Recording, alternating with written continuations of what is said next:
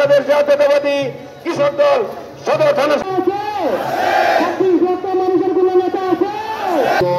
জাতীয়তাবাদী কৃষক দল জামালপুর জেলা সভাপতি রহমান, জেলা বিএনপির বিশেষ বিষয়ক সম্পাদক, সম্মানিত নেতৃবৃন্দ, সাবেক ছাত্র নেতা আল্লাহ গৌসুল আজম শাহীন পর্যায়ের কৃষক দলের সম্মানিত নেতৃবৃন্দ, প্রিয় কৃষক ভাইরা, সম্মানিত যোগ্য আহ্বায়ক, সদর গণতন্ত্রকে বিপন্ন করে ফেলেছিল এই গণতন্ত্র পুনরুদ্ধারের সংগ্রামে যারা বিভিন্ন সময় আত্মহতি দিয়েছেন, আমি তাদের আত্মার প্রতি শ্রদ্ধা নিবেদন করছি। গত 17 বছর এই বাংলাদেশের গণতন্ত্র পুনরুদ্ধারের সংগ্রাম, মানুষের ভোটের অধিকার প্রতিষ্ঠার সংগ্রাম তথা স্বৈরাচার শেখ হাসিনার নেতৃত্বে আওয়ামী বাকশালী দুঃশাসনের অবসান ঘটানোর সংগ্রাম করতে গিয়ে সাবেক এমপি ইলিয়াস আলী সহ যারা শহীদ হয়েছেন, আমি সকল বীর শহীদের আত্মার প্রতি শ্রদ্ধা নিবেদন করছি। বিশেষ করে এই আন্দোলনের চূড়ান্ত পর্যায়ে সর্বশেষ গত আগস্ট মাসে এই চূড়ান্ত স্বৈরাচার পতনের শেখ হাসিনার পতনের আন্দোলনে ছাত্র জনতার সেই গণ অভ্যুত্থানে গুলি চালিয়ে নির্মমভাবে যাদেরকে শহীদ করা হয়েছে, সেই বীর ছাত্র জনতার শহীদদের আত্মার প্রতি শ্রদ্ধা নিবেদন করছি। প্রিয় ভাইরা আমার, আজকে স্বৈরাচার শেখ হাসিনার মুক্ত আওয়ামী বাকশালী দুঃশাসন বুটরাজ লুটেরা ডাকাত মুক্ত আমরা বাংলাদেশ পেয়েছি, কিন্তু দীর্ঘ 17 বছর এই বাংলাদেশে শেখ হাসিনার নেতৃত্বে আওয়ামী বাকশালী শাসক গোষ্ঠী নির্বাচনকে প্রহসনে পরিণত করে বাংলাদেশের মানুষকে ভোটের অধিকার থেকে বঞ্চিত করে রাষ্ট্রযন্ত্রগুলোকে দলীয় যন্ত্র হিসেবে ব্যবহার করে একতরফা ক্ষমতার মস্তক দখল করে রেখেছিল। জনগণের ভোটে নির্বাচিত না হওয়ার কারণে জনগণের কোনো মূল্য সরকারের কাছে ছিল না। গত 17 বছর সরকার তাদের দলীয় নেতাকর্মীদেরকে দিয়ে এই বাংলাদেশে উন্নয়নের নামে লুটতরাজের মহোৎসব করে হাজার হাজার কোটি টাকা লুট করে বিদেশ পাচার করে বাংলাদেশের অর্থনীতিকে পঙ্গু করে ফেলেছে। আওয়ামী লীগের নেতারা কোটি কোটি টাকার মালিক বনে গিয়েছে। সাধারণ মানুষ, কৃষক, শ্রমিক, মেহনতি মানুষ নিঃস্ব থেকে নিঃস্ব হয়ে পড়েছে।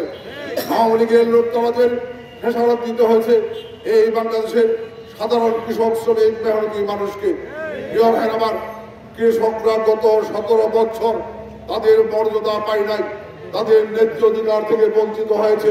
তারা পরিশ্রমের বিনিময়ে টাকা খরচ করে যে কৃষি পণ্য উৎপাদন করেছে, বিক্রির বেলায় তারা সেই কৃষি পণ্যের উপযুক্ত মূল্য পায় নাই। সরকার পরিকল্পিতভাবে এই বাংলাদেশের কৃষকদেরকে ফাঁকি দিয়ে কৃষি ধান কাটার মৌসুমে ধান না কিনে তারপরে অনেক পরে ধান কেনার মধ্য দিয়ে কৃষকরা বঞ্চিত হয়েছে। আওয়ামী লীগের সেই কাউট পাটপাল লুটেরা নেতাকর্মীরা সেই সরকারি ধান বিক্রি করে ক্রয়ের নামে ধান দিয়ে তারা শত শত কোটি টাকার মালিক বনে গিয়েছে। কৃষকদেরকে বঞ্চিত করা হয়েছে। আমরা বলতে চাই, আজকে বাংলাদেশে আপনাদেরকে মনে রাখতে হবে, এই কৃষিতে যদি যুগান্তকারী কোনো পদক্ষেপ গ্রহণ করে থাকে কৃষকদের স্বার্থ সংরক্ষণে, কৃষির উন্নয়নে, সেটি বিভিন্ন সময় বিএনপি সরকার করেছে। প্রত্যেকটি অংশ জুড়ে রয়েছে বাংলাদেশ। আমরা আগামীতে যাতে আমাদের 31 দফা বাস্তবায়ন করতে পারি সেই বিষয়ে তথ্য আহ্বান রেখে আমি আমার সংক্ষিপ্ত বক্তব্য শেষ করছি। বাংলাদেশ জিন্দাবাদ, জাতীয়তাবাদী কৃষক দল জিন্দাবাদ, দেশভক্তি বেগম খালেদা জিয়া জিন্দাবাদ, জনাব তারেক রহমান জিন্দাবাদ। সবাইকে ধন্যবাদ। আমরা র্যালিতে অংশগ্রহণ করবো।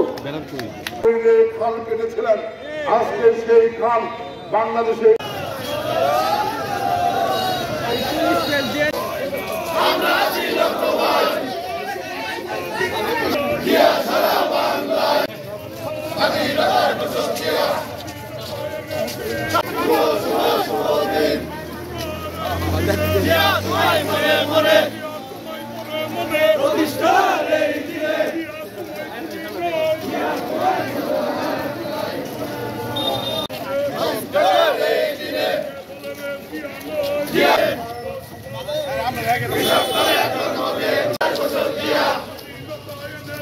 স্বাধীনতা রাখবো,